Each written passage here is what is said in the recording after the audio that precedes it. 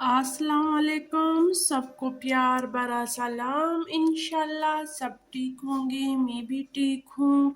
और माशाल्लाह से रमज़ान का दूसरा अशरा भी बहुत अच्छा चल रहा है। गर्मी भी थोड़ी सी हो गई है, लेकिन फिर भी माशाल्लाह प्यास महसूस नहीं होता। और जिन लोगों ने मेरे चैनल को सब्सक्राइब नहीं किया वो मेरे चैनल को सब्सक्राइब करें, लाइक भी करें, शेयर करें और बेल आइकन क्लिक करें ताकि हर आने वाली वीडियो आपको वक्त पर मिलती रहे। और आज मैं बूंदी का चाट बनाने वाली हूँ। बेसन का बूंदी या उसको पलकिया भी कहा जाता है। जो भी आपको नाम पसंद हो बस उसी ही नाम से पुकारे। और बस चीज़ें तो आज मैं निकाल चुकी हूँ, तो बस शुरू करते हैं। सबसे पहले ये मसाला बनाते हैं बूंदी के लिए।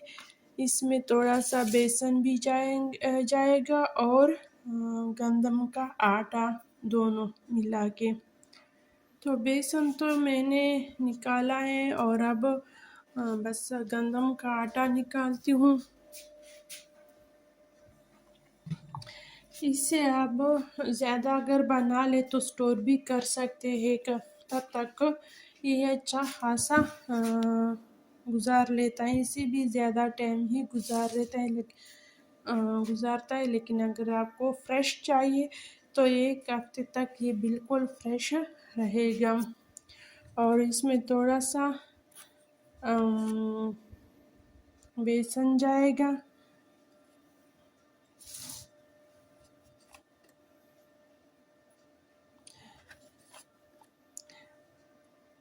गंदम के आटे की निस्बत से बेसन का आटा थोड़ा सा ज़्यादा डालना होगा। ये वाला बाउल थोड़ा सा छोटा है, फिर मैंने ये दूसरा निकाल दिया है। अब इसमें थोड़ा सा ज़ीरा जाएगा। जिस तरह मैंने दही भल्ले का मसाला तैयार किया था उसी तरह इसमें भी मसाले इतनी ही डालेंगे। और ये नमक, उसमें मैंने गंदम का आटा नहीं डाला जाता और इसमें गंदम का आटा ज़रूर डाला जाता है।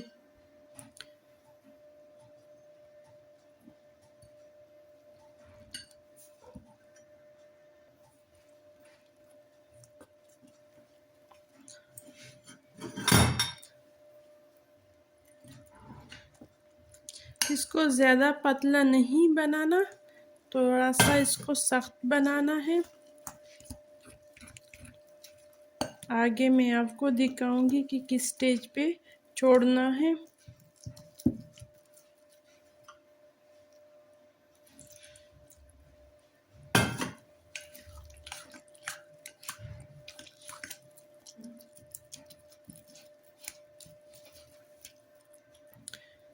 और ये वो चीज़ें हैं जो घर में हर वक्त दस्तयाब होती हैं और बहुत कम चीज़ों से ये बूंदी चाट बनाया जाता है और मज़े का भी ज़्यादा ही होता है। आपको कैसे पता चलेगा कि इसका मसाला बस बिल्कुल रेडी है? इसके लिए आपको टेस्ट करना पड़ेगा और टेस्ट इस तरह करना होगा। ये रूम टेम्परेचर पानी है और इसमें आपको इस तरह एक ड्रॉप बूंदी डालना होगा। अगर ये बूंदी पानी में फैल गया तो समझो कि ये अभी तक नहीं बना। इसको आपको और भी पेंट करना होगा और इस तरह अगर ये साबित रहा तो बस समझ जाए कि ये बन गया, वरना ये पलिया फिर फ्राई करते वक्त नहीं बनेंगे सही। मैं इसको मज़ीद भी इस तरह पेंट करूँ ताकि ये और भी अच्छा बने। जितना भी आप इसको पेंट करेंगे तो ये इतना ही ज़्यादा मज़े का होगा।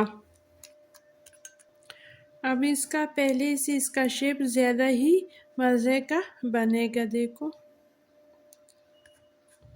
और इस स्टेज पे छोड़ना होगा, ना इससे ज़्यादा पतला और ना गाढ़ा।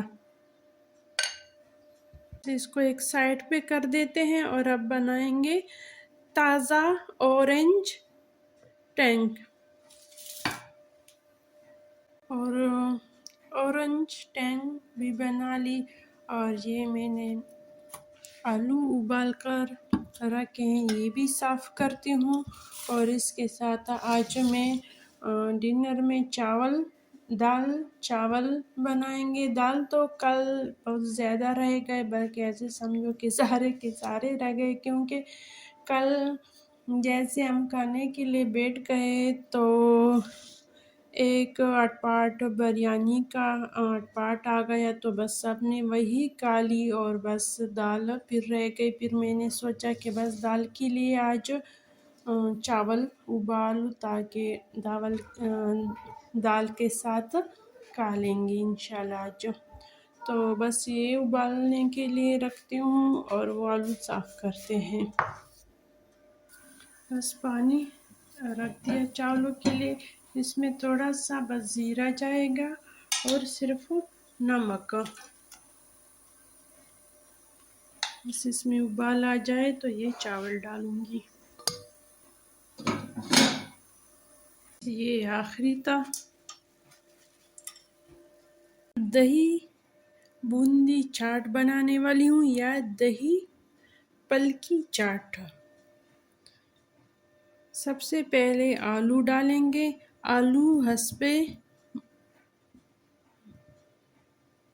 ज़रूरत है, अगर डाले तो भी अच्छा, ना डाले तो भी अच्छा।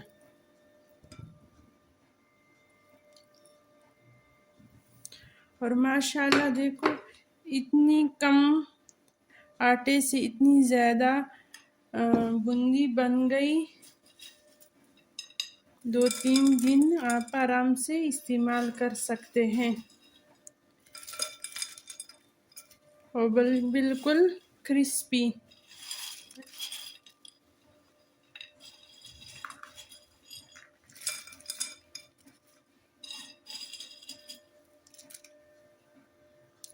अब इसमें दही जाएगा। दही में मैंने थोड़ा सा नमक मिलाया है।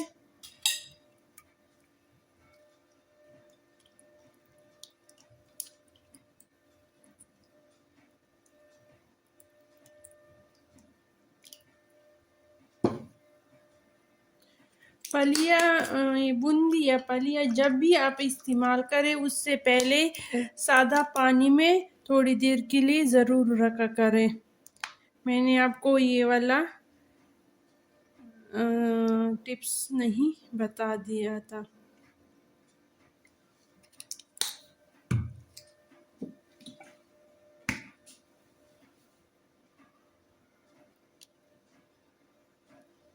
इमली की चटनी, ग्रीन पुदीने की चटनी,